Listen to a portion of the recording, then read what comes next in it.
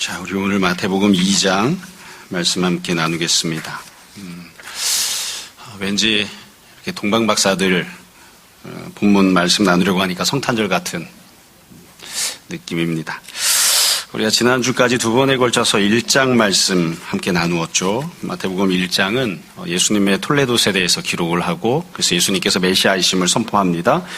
동시에 그러나 주님께서 성령으로 잉태되신 하나님이시라고, 그러니까 혈통을 따라 낳으신 분이 아니라고 그렇게 선포했죠. 그리고 오늘부터 이제 2장 말씀을 나누게 되는데, 2장 말씀부터는 예수님께서 출생하신 이후에 사람들이 어떻게 반응하고 행동했는지, 주님을 향한 태도에 대해서 본문이 기록됩니다. 먼저 1절 말씀을 한번 보세요. 1절에 보면 헤로당 때에 예수께서 유대 베들레헴에서 나심에, 이렇게 시작하죠. 사실 사건의 중요성만 놓고 보면 예수님께서 태어나셨다는 이것보다 더 중요한 게 없습니다. 그러니까 좀 인간적으로 생각해 보자면 1절 내용으로 이렇게 끝나고 말 일인가, 1절에서 이렇게 달랑 한 줄 써놓고 예수님이 태어나셨다 이러고 그냥 건너뛸 문제인가. 그러니까 일의 경중만 따지고 놓으면 이렇게 기록하면 안 되죠. 예수님께서 어떻게 태어나셨는지 기타 등등을 굉장히 상세하게 무게감을 두고 중요하게 기록하는 게 사실은 맞겠죠. 그런데 마태복음 그렇게 기록하지 않습니다. 주님께서 태어나신 건 딱 반절 써놨습니다. 그러니까 지금 이 2장에서 중점을 두고 기록하려고 하는 건 예수님의 탄생 그 자체가 아닌 거죠.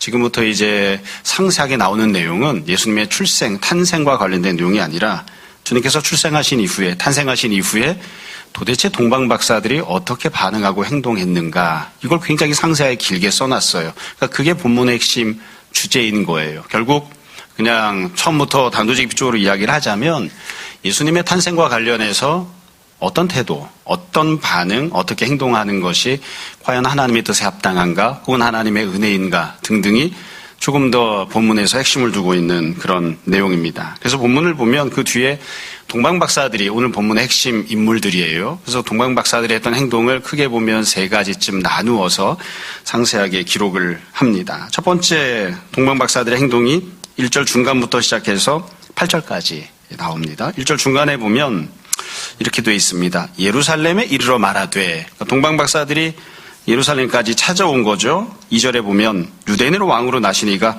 어디 계시냐, 우리가 동방에서 그의 별을 보고 그에게 경배하러 왔노라 하니 헤롯 왕과 온 예루살렘이 듣고 소동한지라. 동방박사들이 했던 첫 번째 행동이 나옵니다. 아주 간단해요. 예루살렘까지 찾아왔고요. 그리고 이 질문을 던지는 겁니다. 물어보는 거죠. 왜 이렇게 질문을 던졌을까? 이유도 간단합니다. 잘 모르기 때문입니다.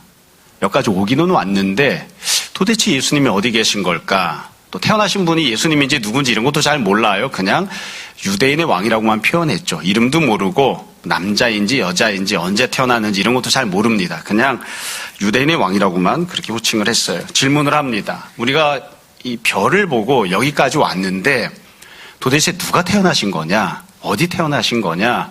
어떤 분이 태어나신 거냐? 아는 게 하나도 없으니까 유대인을 찾아와서 예루살렘에서 이제 질문을 하는 겁니다. 그래서 한편으로 보면 이게 굉장히 답답한 노릇이기도 하고, 또 한편으로는 이거 자체가 굉장히 중요한 메시지를 갖고 있는 거예요. 자, 이런 질문을 듣고 나서 4절에 보면 헤롯 왕이 대답하는 내용이 나오죠. 4절에 왕이 모든 대제사장과 백성의 서기관들을 모아 그리스도가 어디서 나겠느냐 물으니, 한마디로 이야기하면 헤롯 왕은 메시아가 어디서 태어나는지 모릅니다. 관심도 없습니다. 잘 모르고 어떤 분인지도 잘 모르고, 그러니까 자기도 모르니까 옆에 있는 사람들에게, 종교 지도자들에게 묻는 거죠. 언제나 그렇지만 이제 우리가 다음 주에 보면 헤롯 왕의 반응에 대해 살펴볼 거예요. 헤롯 왕은 딱 한 가지만 생각합니다. 이게 자기에게 유익한가, 유익이 되지 않는가. 그러니까 자기 권력의 도전 세력이 될 것인가, 아니면 자기 권력을 유지하는데 별 문제가 없을 것인가. 이거 딱 한 가지만 생각해요. 그러니까 결국 예수님을 향한 태도에 있어서 좀 정도의 차이는 있지만 신앙생활이, 교회 다니는 것이, 예수를 믿는 것이 내가 원하는 나의 목적을 이루는 데 있어서 도움을 줄 것인가 말 것인가, 예수님이 나에게 현실적인 유익을 주는 거 아닌가, 이것 한 가지만 생각하는 태도를 갖는, 이건 이제 헤롯 왕과 비슷한 태도를 갖는 거예요. 그러니까 우리가 종종 어떤 기도 제목을 갖거나 바람을 갖고 있을 때, 신앙생활을 할 때에 내가 갖고 있는 기도 제목, 내가 갖고 있는 인간적인 욕심을 과연 주님이 이루어 주실 것인가, 안 이루어 주실 것인가, 신앙생활을 하면 그게 나에게 도움이 될 것인가 말 것인가, 이런 태도를 취하는 것은 정도의 차이는 있지만 근본적으로는 헤롯과 똑같은 태도를 취하는 것이죠. 그렇게 합당하거나 아름다운 모습은 아닌 거예요. 이 질문을 듣고 나서 유대인 대제사장들 또 사람들이 서기관들이 대답을 합니다. 5절에 보면 이렇게 대답해요. 이르되 유대 베들레헴입니다. 베들레헴에서 메시아가 태어날 것이라고 예언됐다고 대답하는 거죠. 이는 선지자로 이렇게 기록된 바 또 유대 땅 베들레헴아 너는 유대 고을 중에서 가장 작지 아니하도다. 네게서 한 다스리는 자가 나와서 내 백성 이스라엘의 목자가 되리라 하였음이니이다.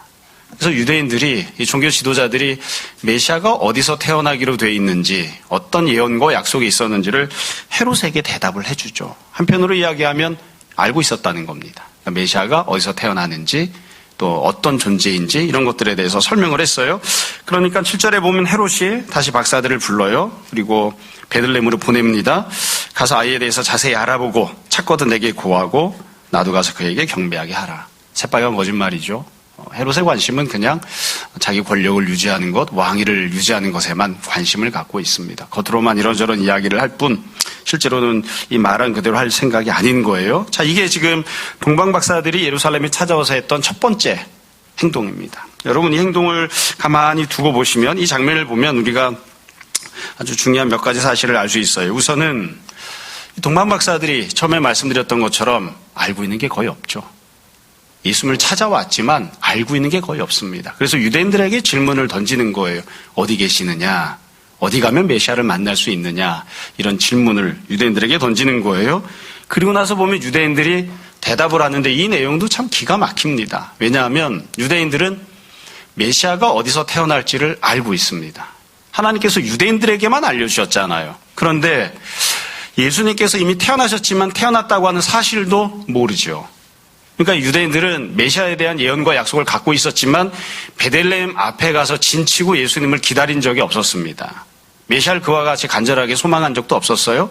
또 이 소식을 듣고 난 다음에 적극적으로 행동하거나 적극적으로 예수님을 찾아 나서거나 혹은 여기 나왔던 동방박사들을 데리고 이 베들레헴으로 가주거나 같이 수소문해서 같이 찾거나 이런 행동도 아무것도 안 합니다. 그러니까 이게 전형적인 유대인들의 모습이에요. 무슨 말이냐면 유대인들은 하나님이 주시는 은혜를 받기만 했을 뿐 실제로 그 은혜에 부합하게 행동한 적이 한 번도 없습니다. 적어도 메시아와 관련해서는 그렇습니다. 하나님께서 메시아를 보내주시겠다고 약속하셨지만 그러나 그 이야기를 들은 다음에 유대인들이 이방인들에게 가서 메시아가 오십니다. 자기들이 듣던 하나님 말씀을 선포했나요? 한 번도 선포한 적 없습니다. 만약에 유대인들이 밖에 나가서 온 땅을 구원하기 위해서 이 세상 모든 사람 구원하기 위해서 하나님께서 하나님의 아들을 메시아로 이 땅에 보내십니다. 그렇게 선포해서 그 선포를 듣고 동방박사들이 찾아왔다면 의미 깊은 장면이 되겠죠. 그런데 지금 그렇지 않습니다. 유대인들은 약속을 받기만 했을 뿐이에요.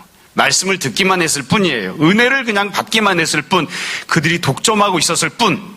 그래서 우리가 쉽게 이야기하는 대로 늘 이야기하는 대로 구약도 율법도 성전도 선지자도 제사장도 몽땅 다 유대인들이 받았지만 은혜를 받았지만 그들이 독점하고 그냥 수중에 쥐고만 있었을 뿐 하나님께서 그들에게 부탁하셨던 대로 또 하나님께서 명령하셨던 대로 직분을 감당한 적은 단 한 번도 없었습니다. 그러니까 메시아의 약속에 대한 내용을 이방인들은 한 번도 들어본 적이 없는 거예요. 한 번도 들어본 적이 없는.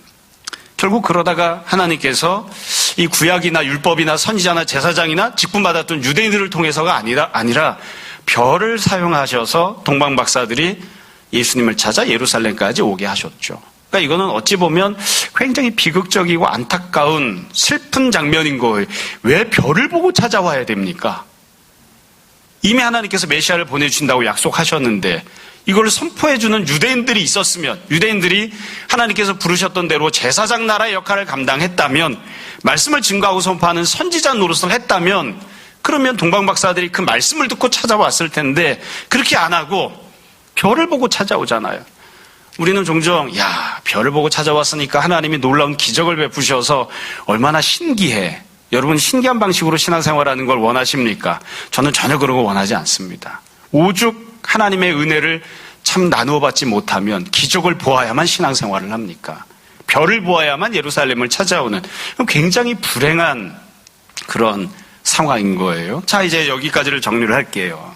동방박사들의 첫 번째 행동을 놓고 보면 첫 번째 모습을 놓고 보면 우리가 이렇게 이야기할 수 있습니다. 동방박사들은 예루살렘까지 별 보고 찾아온 겁니다. 말씀 듣고 찾아온 게 아니에요. 얼마든지 유대인들을 통해 도움받을 수 있었지만 유대인들은 꿈쩍도 하지 않았기 때문에 유대인들을 통해서는, 구약을 통해서는, 선자들을 통해서는 눈꼽만큼도 도움받지 못한 채 별을 보고 예루살렘까지 찾아오는, 그리고 여기까지 와서도 유대인들로부터 아무런 도움을 받지 못하는, 그게 동방박사들이 지금 경험하고 있는, 그리고 그들이 보여주는 첫 번째 장면입니다. 자, 두 번째로, 그러면 그 뒤에는 어떻게 했는가? 9절부터 12절까지가 동방박사들이 실제로 했던 행동인데, 본문은 좀 상대적으로 짧지만 이 내용이 좀 더 중요한 부분이거든요. 그래서 이 부분 조금 더 상세하게 설명을 하려고 해요. 9절에 보면 박사들이 왕의 말을 듣고 갈새 동방에서 보던 그 별이 문득 앞서 인도하여 가다가, 별이 또 다시 등장을 한 거예요.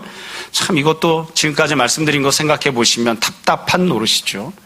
예루살렘까지 왔는데 베들레헴을 찾아가는 것, 베들레헴에서 메시아를 수소문하는 걸 왜 유대인들이 아무도 돕지 않을까요? 여기까지 온 다음에도 별 보고 가야 되는 거예요. 별을 보고 베들레헴을 찾아갑니다. 그리고 베들레헴에서 가다 보니까 아기 있는 곳 위에 별이 머물러 섰어요. 그들이 별을 보고 매우 크게 기뻐하고 기뻐하더라. 다시 말씀드려요.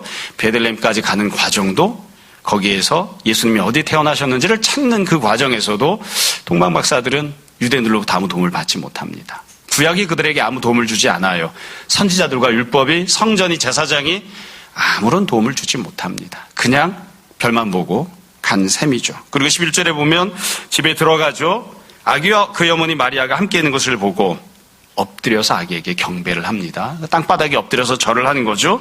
그리고 보배압을 열어서 황금, 유황, 모략을 예물로 드렸다. 세 가지 예물을 드리는 내용이 나오는 거죠. 그래서 이렇게 동방박사들이 예수님께 경배하는, 이게 이제 두 번째 모습입니다. 그러니까 동방박사들이 했던 두 번째 행동은 예수님을 잘 찾아가서 예수님께 경배를 했던 모습이죠. 이 경배했던 모습을 좀 세부적으로 나눠서 볼게요. 몇 가지로 나눠보려고 그래요. 첫 번째는 동방박사들이 어떤 상황이었는지를 보려고 합니다. 지금 쭉 드렸던 말씀을 다시 반복해서 조금 더 상세하게 말씀드리는 거예요.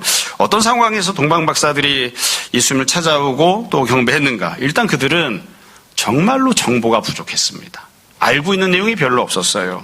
예수님에 대해서 알고 있는 건 별 보고 온 거 딱 하나뿐이고, 구체적으로 갖고 있는 지식이나 정보는 정말로 전무했습니다. 예루살렘까지 올 때에도 아무것도 몰랐고요. 예루살렘에서 베들레헴 찾아갈 때도 아무것도 몰랐고요. 베들레헴에서 예수님을 수소문할 때에도 알고 있는 것이 아무것도 없었습니다. 아무것도 모르는 채 그냥 무작정 찾아오는, 그게 이 동방박사들의 상황이에요. 또 뿐만 아니라 동방박사들은 먼 곳에서 찾아왔죠. 본문을 보면 동방이라고만 되어 있어요. 그래서 이게 구체적으로 어딘지 모릅니다. 그냥 예루살렘을 기준으로, 베들레헴을 기준으로 그냥 전 세계 지도 펼쳐놓고 동쪽은 다 동방인 거예요. 그래서 종종 사람들이 이게 어느 나라일까를 추정을 해보곤 해요. 어떤 사람들은 여기가 페르시아가 아닐까, 그렇게 생각합니다. 대부분 그렇게 생각합니다. 또 어떤 분들은 더 동쪽으로 가서 인도가 아닐까, 이렇게 생각하는 분도 있습니다. 심지어 옛날에는, 한참 전에는 우리나라 목사님들 중에는 한국에서 갔다, 이렇게 주장하는 분도 있었어요. 우리나라도 동쪽이니까. 그러니까 어딘지 몰라요. 어딘지 모르지만 여하튼 분명한 건 국경을 넘어서 왔다는 거죠. 국경을 넘어서 먼 나라에서 예수님을 찾아온 거예요. 뿐만 아니라 동방박사들이 갖고 있던 지식이나 상황을 놓고 보면 이 동방박사들은 예수님이 누구신지에 대해서도 정확한 정보를 갖고 있지 않았습니다. 그러니까 예수님께 경배하러 왔는데 심지어 예수님이 누군지도 몰라요. 그래서 예수님을 뭐라고 표현하냐면 유대인의 왕이라고 표현을 했어요. 왜 유대인의 왕이라고 표현했냐면 유대 땅에 태어나셨으니까 이 정도 어마어마한 분이 태어나셨으면 왕이신가 보다, 이렇게만 생각한 거죠. 그래서 유대인의 왕이라고 표현했어요. 다시 말씀드립니다. 이게 정확한가요? 아닙니다. 예수님은 유대인의 왕으로 이 땅에 오시지 않았습니다. 예수님은 온 세상의 구주로 이 땅에 오셨어요. 약속된 메시아로 오셨어요. 그래서 동방박사들이 예수님께 경배할 때에 정확한 제대로 된 지식을 갖고 경배한 게 아니에요. 조금 엄밀하게 이야기하면 이분들께는 죄송하지만 잘못 경배한 겁니다. 엉뚱한 생각을 갖고 잘못 경배한 거예요. 불행한 표현이죠. 유대인의 왕이라고 하는 표현은 성경에 딱 2번 등장합니다. 지금 한 번 등장하고요.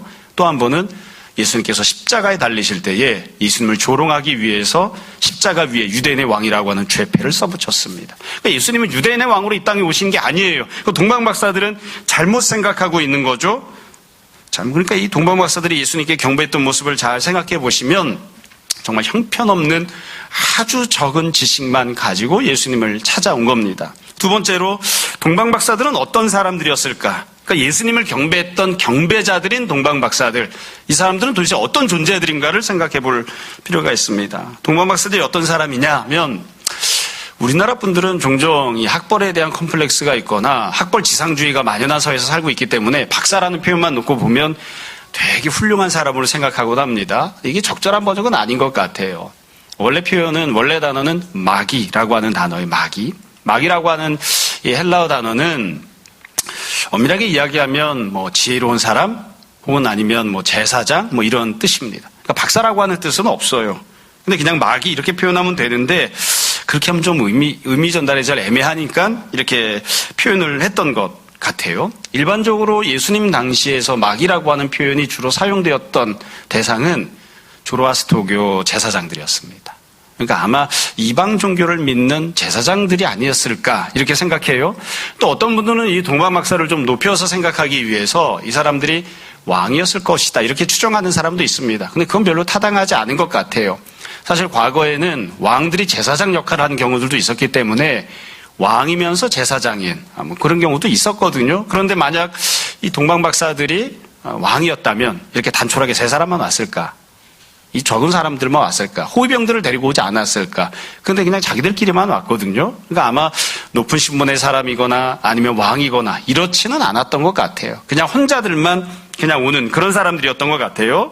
또 이 동방박사들이 어떤 사람들인지를 이야기할 때 중요한 점이 있습니다. 이들은 혈통상 유대인들이 아닙니다. 그러니까 이방인들이죠. 당시 사회에서 이 유대인 중심 사회에서 그냥 험한 대로 표현하자면 유대인들이 보기에는 개돼지로 취급하던 그런 이방인들이었습니다. 그러니까 이방인인 혈통을 갖고 있던 사람들이 찾아온 거예요. 뿐만 아니라 몇 사람이 왔는지도 정확하지가 않습니다. 적은 인원이 왔다는 것만 우리가 알 수 있어요. 종종 세 사람의 동방박사가 찾아왔다고 생각하죠. 그렇게 생각하는 이유는 딱 하나예요. 예물이 세 개거든요. 예물이 황금과 유향과 모략 세 가지 예물을 드렸기 때문에 동방박사도 세 사람이 아닐까 이렇게 추정하는 거예요. 근데 성경에서는 몇 사람이라고 기록한 데가 없어요. 그래서 이 동방정교회에서는 동방박사가 12명이다 이렇게 주장하기도 합니다. 그 숫자는 알 수 없어요. 그러나 분명한 건 그렇게 많은 인원이 찾아온 건 아니었다는 거죠. 그래서 이 동방박사들이 누군지를 정리하면 이렇게 이야기할 수 있어요. 먼 곳에서 찾아온 그리 신분이 높지 않은 소수의 사람들인 거죠. 이걸 조금 적나라하게 우리가 지금 말씀을 나누려고 하는 주제에 맞게 표현하자면 이렇게 이야기할 수 있어요. 동방박사들은 누구냐? 땅끝에서 찾아온 이방인들입니다. 그러니까 지금 누가 예수님을 경배하고 있는가? 누가 예수님을 경배하고 있는가? 어딘지 알 수 없는 땅끝 동방에서 찾아온 이방인들, 별로 신분이 높지 않은 소수의 사람들이 예수님을 경배한 거죠. 이게 동방박사들과 관련해 생각해야 되는 두 번째 모습이에요. 세 번째로 동방박사들이 어떻게 경배했는지도 생각해 봅시다. 경배했던 장면을 보자고요. 우리는 종종 동방박사들이 무언가 예물을 드렸기 때문에 또 동방박사들 그러면 좀 높은 사람들이 아닐까 이런 추정들을 하곤 하기 때문에 이들이 예수님을 경배했던 장면도 좀 대단한 장면처럼 의리의리한 장면처럼 생각하곤 합니다. 그러나 결코 그렇지 않죠. 동방박사들이 예수님을 경배했던 그 장면만 놓고 보면 그냥 소소한 그런 장면입니다. 그러니까 흔히 이야기하는 어마어마한 혹은 대단한 장엄한 근사한 이런 건 전혀 상관없는 장면이에요. 일단 장소 자체가 마구간이잖아요. 집까지가 아무리 대단하게 하려고 해봤자 마구간에서 뭘 얼마나 대단하게 할 수 있겠습니까? 그러니까 그냥 소소하게 그냥 뭔가를 한 거예요. 찾아와서 그냥 엎드려 절한 것 뿐이에요. 여러분 복음서에 보면 예수님께서 태어나실 때 예수님을 찾아왔던 관련된 사람이 세 가지가 등장을 합니다. 세 가지가 등장하는데 첫 번째는 수많은 천군 천사가 베들레헴 들판 상공에서 예수님을 찬양하는 장면이죠. 그게 제일 어마어마한 장면이죠. 그게 제일 어마어마한 장면입니다. 두 번째는 목동들이 찾아온 거죠. 이건 목동들 몇 사람이 왔는지도 모르고요. 정말 목동들은 와서 뭐 하고 갔는지도 잘 모릅니다. 천사들의 했던 찬양을 단순히 전달해주고만 돌아갔거든요.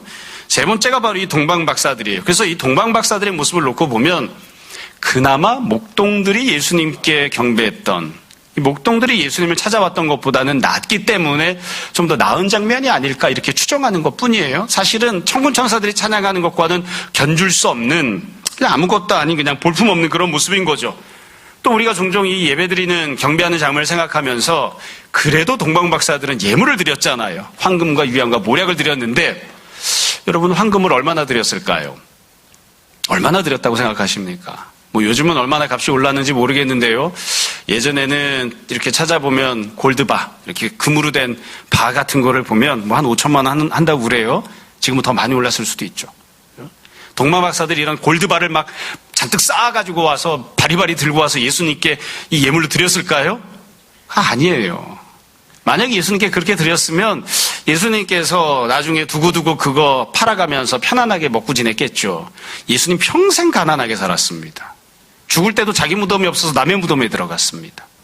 그러니까 예수님께 드렸던 예물이 어마어마한 예물을 드렸던 게 아니에요. 그냥 황금을 드렸다고 하는 게 어쩌면 우리가 돌집에 가면서 주는, 요즘은 하도 반지값이 올라서 그렇게 하기 좀 어렵지만, 그렇게 많이 안 하지만 그냥 금반지 같은 거, 그런 금부치 정도, 그런 정도로 갖고 온 게 아닐까 싶습니다. 그러니까 이 예수님께 드렸던 예물도 어마어마하거나 대단한 게 아니에요. 뿐만 아니라 예수님께 경배할 때 이 장면을 잘 보세요. 동방박사들은 딱 한 번만 경배합니다. 사실 이런 것도, 이게 제가 이분들을 나쁘다고 표현하는 게 아니에요. 아쉬움으로 생각하는 거예요. 만약 제가 동방박사였으면은 저는 이사 와서 여기서 살았을 것 같아요. 내 평생 그냥 예수님 몸종하고 살게요. 예수님 목수일할 때 내가 나무 베어드리고 나무 깎아드리고 제가 할게요. 내가 평생 예수님 시종노릇 하고 살게요. 그래도 될 것 같은데 동방박사들 경배하고 돌아갑니다. 예수님과 오랫동안 있지 않았어요. 같이 지내지 않았어요. 뿐만 아니라 예수님이 정말로 온 세상을 구원하시는 메시아라고 하는 사실을 알았다면, 그렇게 고백했다면 언젠가 다시 한번 찾아올 만도 하잖아요. 다시는 안 옵니다. 이게 끝이에요. 돌아가서 일찍 죽었는지 어쨌는지 모르겠습니다만 여하튼 동방박사들 다시 찾아오지도 않고요. 이 사람들이 보내서 예수님 다시 만나러 와서 경배했던 사람도 없습니다. 그러니까 달랑 이 한 번 경배로 끝난 거예요. 이걸로 끝난 거예요. 여러분, 예루살렘에 그 당시 유대인들이 1년에 3차례 올라왔습니다. 절기를 지키기 위해서. 절기를 지키기 위해서 1년에 3차례는 예루살렘에 올라와서 일주일씩 절기를 지키고 돌아갔거든요. 그러니까 이 유대인 정도의 열심함은 갖고 있었어도 좀 나라가 거리가 있어서 멀어서 그렇지 한번 찾아왔었던 곳이니까 다시 또 찾아올 수도 있고 다시 또 경배할 수도 있는데 그렇게 하지 않는 거죠. 그래서 이 동방박사들이 했던 경배를 가만히 놓고 보면 경배 자체도 어마어마한 경배가 아니에요. 우리가 쉽게 생각하듯 어마어마한 예물을 드리는 것도 아니에요. 성탄절이 되면 우리가 가끔 여기다가 성탄절 트리 세워놓고 막 상자 쌓아놓잖아요. 크게 보이라고 빈 상자라도 큰 상자를 앞에 갖다 놓잖아요. 동방박사들이 그렇게 큰 거 들고 온 게 아니에요. 눈에 보일 둥 말 둥한 자그마한 예물을 주님 앞에 드리는 것이죠.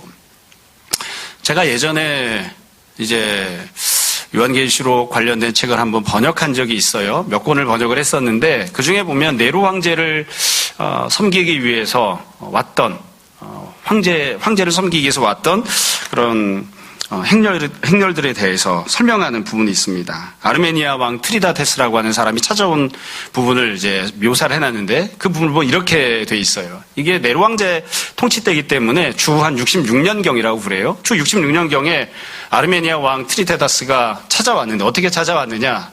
수행했던 기마병 3,000명을 데리고, 그러니까 그냥 따라온 사람 말고 말 타고 따라온 사람이 3,000명이에요. 9달 동안 이 여행을 해가지고 로마로 찾아옵니다. 3,000명의 기병대를 끌고 9달 동안 여행을 해서 로마에 찾아와서 로마에 보면 황제 가는 자리까지 그 큰 길이 있죠. 그 큰 길가에 로마 시민들이 다 나왔어요. 다 나와서 월계수를 막 흔들고 있고, 그리고 그 가운데로 꽃을 뿌리고 있는 가운데에 이 왕이, 이 사람들 막이라고 표현되어 있어요. 우리 성경식으로 하면 박사라고 표현한 거죠. 와서 그 길로 들어가서 황제 앞에 무릎을 꿇고 땅바닥에 머리를 수그려서 절을 하고, 그래서 로마 황제 네로가 일어나서 그의 어깨에다 손을 얹어주고 그리고 축복해주는. 그러니까 지금 우리가 지금 보고 있는 예수님을 향해 동방박사들이 경배하는 건 그런 장면이 아니에요. 네로 황제가 경배를 받는 그런 장면이 아니에요.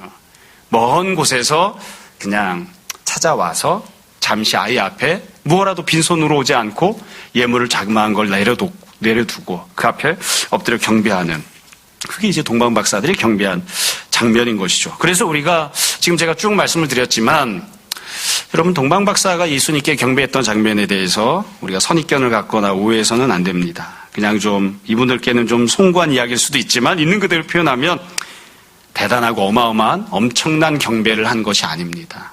그냥 소소한 경배를 한 거예요. 소소한 경배를.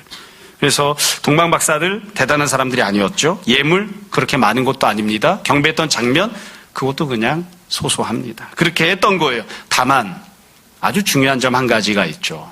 아주 중요한 점. 그건 동방박사들이 예수님을 찾아와서 경배했다는 점입니다.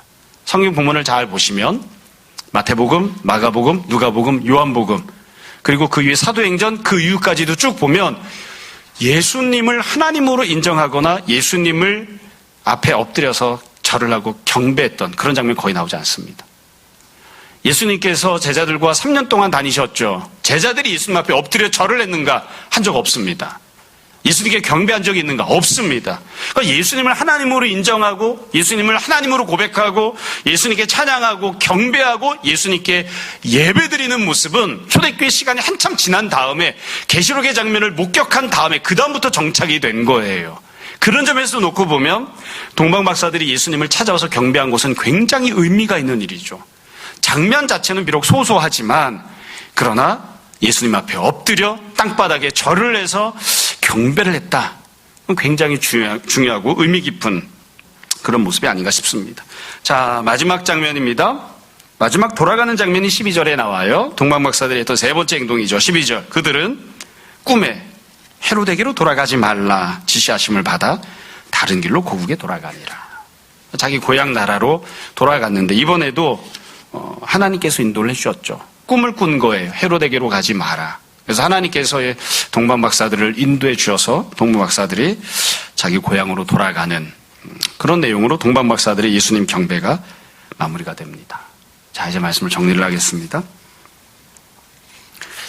내용 자체가 우리가 너무나 잘 알고 있는 내용이고 익숙하고 또 어렵지 않기 때문에 본문 내용을 우리가 조금만 정신을 차리고 그리고 선입견을 내려놓고 잘 묵상을 하면 본문이 담고 있는 핵심 주제가 무엇인지 또 이 내용을 통해서 하나님께서 그리고 또 마태가 우리에게 어떤 말씀을 전해주고자 하는지를 아주 쉽게 우리가 찾아낼 수 있습니다. 일단 내용을 다시 한번 생각해 보자고요. 동방박사들이 찾아왔죠. 그때부터 나왔던 내용들을 보면 정리하면 제가 쭉 말씀드린 걸 놓고 보면 이렇게 이야기할 수 있어요. 동방박사 그들은 하나님께서 메시아에 대한 예언과 약속을 주셨던 그리고 구약에 무수히 많은 은혜와 말씀을 주셨던 유대인들로부터 아무 도움을 못 받았습니다. 유대인들로부터 메시아에 대한 아무런 소식을 듣지 못했습니다. 그런 상태에서 예수님을 찾아왔던 사람들입니다. 또 동방박사들은 예수님에 대해서 알고 있는 지식도 굉장히 적었습니다. 예수님의 이름도 몰랐고 그분이 어떤 분인지도 몰랐고 어떤 일을 행하실 분인지도 몰랐습니다. 정말로 알고 있는 건 딱 하나, 하나님께서 별을 주셔서 별을 쳐다보고 찾아온 것, 그거 말고는 알고 있는 게 하나도 없는 그런 사람들이었죠. 그리고 동방박사 그들은 어떤 사람들이었냐면 사회적 신분이 높은 사람들도 아니었고 또 혈통상 보면 이방인에 불과했고 숫자도 많지 않은 보잘것없는 사람들이었습니다. 뿐만 아니라 그들이 예수님께 드렸던 경배는 아주 볼품없는 그냥 소소한 그런 경배에 불과했어요. 이게 지금 본문이 기록하고 있는 내용입니다. 이게 동방박사들과 관련된 내용이에요. 자, 이 내용에서 우리가 생각해야 될 점이 무엇인가? 첫 번째로 하나님은 누구의 경배를 받기 원하시는가? 이 부분을 생각해야 됩니다. 하나님은 누구로부터 경배받기를 원하시는가? 여러분, 우리가 잘 생각해야 될 점이 이거예요. 예수님께서 태어나셨죠. 하나님이신 예수님께서 이 땅에 태어나셨습니다. 그런데 하나님께서는 누가 예수님을 경배하는 사람이 될 것인지를 하나님이 직접 정하셨습니다. 동방박사들이 자기들이 원해서 자발적으로 나는 예수님을 기다리다가 예수님을 경배해야지 이렇게 한 게 아니에요. 하나님께서 딱 집으셔서 이 사람들이 예수님을 경배하는 사람이 되게끔 만드신 거예요. 그러니까 이 동방박사들은 특별하게 선택받은 사람들입니다. 예수님을 경배하는 사람들로 선택받은 사람들이에요. 이게 매우 중요합니다. 하나님께서 직접 정하신 거예요. 그렇게 생각하고 이 본문을 다시 한번 생각해 보세요. 하나님은 누구로부터 경배를 받기 원하시나요? 간단하죠. 땅끝에 살고 있었던 구약의 은혜로부터 제외가 되어 있었던 메시아에 대한 약속과 메시아에 대한 말씀을 전혀 들어본 적이 없었던 버림받은 아무 볼품없는 이방인들로부터 하나님께서는 경배받기 원하셨습니다. 그런 사람들이 예수님을 경배하는 사람들이 된 겁니다. 유대인들이 아니에요. 성전을 갖고 있었던, 제사장을 갖고 있었던, 율법을 갖고 있었던, 수많은 선자들을 갖고 있었던, 그들의 혈통에 면면하게 다윗과 아브라함의 피가 흐르고 있었던 유대인들로부터 하나님이 경배받기를 원하시는 게 아니에요. 하나님은 도대체 누구로부터 예배받기를 원하시는가? 예수 그리스도는 누구로부터 경배를 받으시면서 이 땅에 태어나셨는가? 땅끝에 있었던 이름 없는, 그리고 하나님의 모든 은혜에서 열애로 제외가 되어 있었던 버림받은 존재에 불과했던 이방인으로부터 하나님은 경배를 받으셨습니다. 그게 하나님이 선택한 사람입니다. 뒤집어 이야기하면 이렇게 이야기할 수 있습니다. 하나님은 도대체 누구를 구원하시기를 원하시는가? 유대인들이 아닙니다. 예수님은 이 땅에 오실 때에 유대인들을 구원하기 위해서 오신 게 아닙니다. 유대인들만 은혜를 받게 하시기 위해서가 아닙니다. 예수님 오실 때까지는 모든 이방인들이 다 버림을 받고 오직 유대인들만 특별한 권리와 특별한 은혜를 받고 살았지만, 그러나 하나님께서는 그 유대인들을 구원하기 위해서 아들을 보내신 게 아닙니다. 땅끝에 살고 있던 이방인들을 구원하시고자, 그리고 그들로부터 경배를 받으시고자 예수님께서 이 땅에 태어나신 겁니다.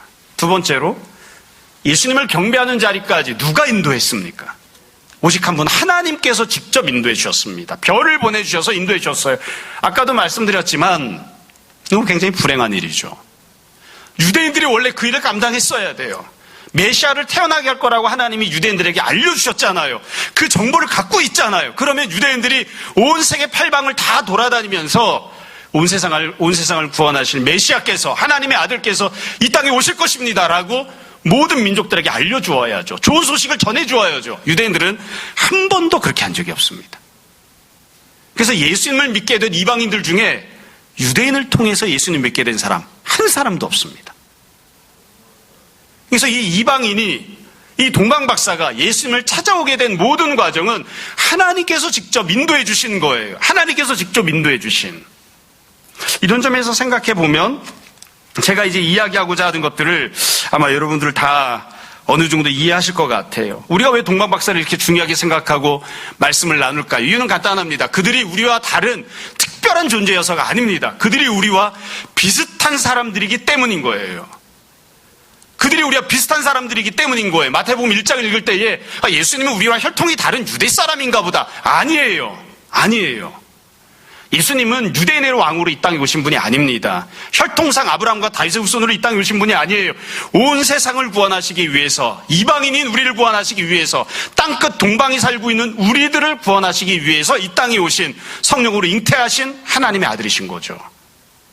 동방박사도 우리와 비슷한 사람들인 거예요. 우리와 비슷한 사람들. 여러분 가운데 혹시 예수님 믿을 때에 유대인들로부터 구약 말씀을 선포 듣고 유대인들로부터 메시아에 대한 예언을 전해 들어서 예수님 믿게 된 사람 있습니까? 저 한 명도 못 봤습니다. 원래 유대인들에게 하나님께서 메시아가 태어날 거라고 약속을 주셨잖아요. 근데 그 유대인들로부터 도움을 받아서 예수님 믿게 된 사람 한 사람도 없습니다. 우리나라의 기독교인이 몇 명이나 되는지 모르지만 그 사람들 중에 단 한 명도 유대인들 때문에 예수님 믿게 된 사람은 없다고요. 다 우리가 어떻게 해서 예수님 믿게 되었나요? 각각 나름대로 자기에게 주신, 하나님이 주신 별들을 바라보고 다 찾아온 사람들이죠. 몇 번 우스갯소리처럼 제가 말씀드리곤 했지만 저는 유치원 다닐 때부터 교회를 다니기 시작했습니다. 동네에서 딱지치기를 했어요. 딱지를 다 잃었어요. 불행하게도 어머니가 용돈을 안 주세요. 딱지를 잃으면 다시 딱지를 찾을 방법이 없잖아요. 동네를 돌아다니면서 땅바닥에 혹시 10원짜리 떨어져 있는 거 찾는 겁니다. 10원짜리 찾으면 그러면 그 당시에는 어린아이 손가락 기준으로 새끼손가락 딱지 100장입니다. 10원 주면 딱지 100장을 샀거든요. 그 10원을 찾으러 다니다가 안 되면 어떻게 하느냐? 병뚜껑을 찾으러 다닙니다. 쓰레기통을 막 털어가지고 병뚜껑을 찾아가지고 병뚜껑을 망치 들고 다니면서 이게 병마개를 두들겨가지고 넓적하게 만들어서 그거 20개를 갖다가 쓰레기 장수한테 갖다 주면 10원을 줍니다. 그럼 그걸로 딱지를 사는 거죠. 엄마한테 10원 달라고 하면 되는데. 근데 어느 날 딱지치기 하다 딱지를 다 잃었어요. 다음 날 딱지치기 할 수 있게끔 조금이라도 종자 딱지를 남겨뒀어야 됐는데 다 잃어버렸어요. 근데 그 딱지를 따간 옆집에 사는 영록이 형이 저한테 이야기를 한 거예요. 호진아, 딱지 줄까? 그게 복음이었습니다. 딱지를 준다는데 당연히 너무너무 반갑게 그랬더니만 교회 가면 딱지를 줄게. 그래서 처음 저는 교회 갔습니다. 여러분들은 처음에 어떻게 교회 나오기 시작하셨나요? 각각 다 나름대로의 별을 보고 온 거예요. 유대인들이 전해줘서 예수님 믿게 된 사람이 없어요. 제일 좋은 건 먼저 예수님 믿게 된 믿음의 선배들, 믿음의 동료들, 그런 사람들이 복음을 전해주어서 그래서 우리가 다 예수님 믿게 된 거죠. 우리가 유대인 때문에 교회 다니는 사람 누가 있습니까? 아무도 없죠. 그래서 우리가 다 동방박사와 비슷한 사람들인 거예요.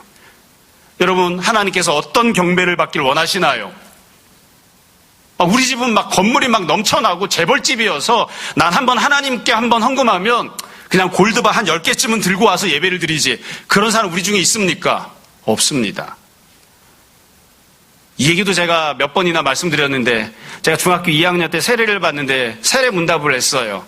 목사님 앞에서 시험을 본 거예요. 시험 성적이 70점인가 60점 이상이 되어야 합격을 해서 세례를 받을 수 있는데 문제 중에 제가 틀린 문제가 있습니다. 이런 문제가 나왔어요. 11조를 하십니까? 그래서 아니요 썼어요. 그랬더니 틀렸더라고요. 돈을 벌어야 11조를 할 거 아닙니까? 버는 돈이 없는데 무슨 11조를 합니까? 학생이. 더군다나. 우리 가운데 정말 대단하게 하나님 앞에 그럴듯하게 섬기고 예배드리고 예물 드릴 수 있는 사람이 도대체 몇 사람이나 됩니까? 몇 사람이나 됩니까? 그런 사람 거의 없잖아요. 그래서 우리가 동방박사가 예수님 앞에 찾아 나와서 경배드리는 장면을 기쁘게 보는 거예요. 왜냐하면 이 사람들의 예배가 우리의 예배와 비슷하기 때문이죠. 다 이해가 되시죠? 제가 오늘 드리려는 말씀은 그래서 이렇게 말씀드리고 싶은 거예요. 이 본문을 보고 우리가 무슨 생각을 합니까? 이런 생각을 하는 거죠. 하나님은 도대체 누구로부터 경배받기를 원하셨는가? 외아들 독생자 예수 그리스도를 이 땅에 보내시면서 누구로부터 경배받고 예배받기를 원하셨는가? 하나님께서 직접 선택하셨는데 얼마든지 더 높은 사람들, 얼마든지 더 헌금을 많이 할 수 있는 사람들, 얼마든지 더 폼나고 그럴듯하게 경배할 수 있는 사람들이 많이 있는데 왜 그들을 옆으로 다 치워버리시고 하나님께서 먼 땅에서 오는 동방 저 끝에서 찾아왔던 이방인 나부랭이들 몇 사람들, 대단치도 않은 예물을 들고 온 사람들, 그리고 경배를 해봤자 그럴듯하지도 못한 그런 사람들을 하나님이 특별히 선택하셔서 그들을 특별히 인도하시고 그들이 예수 그리스도를 경배하는 자가 되게 하셨는가? 이게 하나님의 뜻입니다. 그래서 우리가 이 장면을 보고 이 본문을 보고 기뻐하는 겁니다. 하나님께서 우리에게도 그렇게 인도하셨으니까요. 여러분, 그래서 어찌 보면 이런 상세한 설명 없이 넘어가면 좀 뜬금없이 들릴 수도 있지만, 그러나 우리가 동방박사의 장면들을 보면서 우리가 예수님 믿게 되고 우리가 예수님을 섬기고 예수님께 경배하는 장면을 이렇게 이야기할 수 있습니다. 하나님께서 우리를 특별히 선택하신 겁니다. 하나님께서 수없이 많은 다른 사람들 중에 동방박사를 선택하셔서 그들로 예수님을 경배하는 사람이 되게 하신 것처럼 하나님께서 우리들을 특별히 선택하신 겁니다. 우리가 지금 이 자리에 모여서 예배드리고 있잖아요. 우리가 지금 모여서 예수님 앞에 경배하고 있잖아요. 하나님께서 우리들을 특별히 선택하셔서 우리를 이 자리로 불러주신 것이고 하나님께서 우리들을 구체적으로 인도해 주셔서 우리가 이곳에 오게끔 하신 겁니다. 우리가 바로 동방박사들의 후예들인 것이죠. 그래서 우리가 주님 앞에 나와 찬양할 때, 기도할 때, 경배하고 예배 드릴 때 그렇게 고백합니다. 주님께서 다른 많은 사람들이 있는데 이전부터 사랑하시고 은혜 베푸셨던 유대인들, 이전부터 많이 혜택을 베풀어 주셨던 수많은 더 훌륭한 많은 사람들이 있는데 그런데 주님께서 우리를 특별히 선택하셨습니다. 주님께서 나를 특별히 인도하셨습니다. 그래서 내가 이 자리에 있게 하시고 내가 예수님 앞에 엎드려 찬양하며 경배하게 하셨습니다. 나는 주님의 큰 은혜를 받은 사람입니다. 우리가 그렇게 고백하게 되는 것이죠. 여러분 늘 이 사실을 기억하고 생각했으면 좋겠습니다. 하나님께서 다른 수많은 사람들을 얼마든지 선택하실 수 있음에도 동방박사들을 그리고 우리를 선택하셨음을 늘 기억하고 우리가 주님 앞에 나와 예배드리는 것이 볼품없고 사람들이 보면 아무것도 아닌 것처럼 보여도 주님께서 그 경배와 예배 받는 것을 간절히 원하셔서 우리를 여기까지 인도하셨다는 것을 늘 기억하고 고백하는 우리들이 되었으면 좋겠습니다. 비록 동방 박사들은 예수님이 누구신지 잘 몰랐지만 우리는 주님이 누구신지 잘 알고 있으니까 주님을 향하여 온 마음을 다하여 찬양하고 고백하고 기뻐하는 온전한 예배와 경배를 드리는 또한 그런 성도들이 되었으면 좋겠습니다. 날마다 주님께서 베푸신 은혜를 기억하고 주님을 찾아 나와 예배드리는 것을 기뻐하고 온 마음을 다하여 주님을 섬기고 예배하는 그런 모습으로 우리가 주님 만날 때까지 살아가기를 주님 이름으로 축원합니다. 잠시 기도하겠습니다. 사랑하는 주님, 은혜를 감사합니다. 주께서 이 땅에 태어나실 때에 수많은 다른 사람들이 있었지만 땅끝에 거하던 여지껏 은혜 받지 못하고 살던 이방인 몇 사람을 부르시고 그들을 통하여 경배받으시고 예배받기로 선택하신 것 우리가 오늘 함께 나누었습니다. 그와 마찬가지 은혜를, 또 그보다 더 큰 은혜를 우리들에게 베푸신 것 우리가 오늘 기억하며 고백합니다. 아버지 하나님, 날마다 기쁨으로 주님 앞에 찾아 나오는 자들, 주님 앞에 뛰어오는 자들, 그리고 단 한 번만이 아니라 오랫도록 주님과 함께 거하며 주님께 예배하는 자들 되게 하여 주옵소서.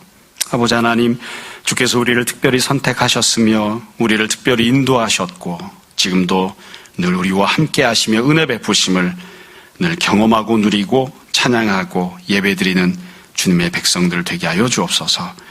오늘도 우리가 주님 사랑하여 드린 예물들이 있습니다. 주의 영광 위하여 쓰임받기 원하며 이 모든 말씀 예수님 이름으로 기도합니다. 아멘.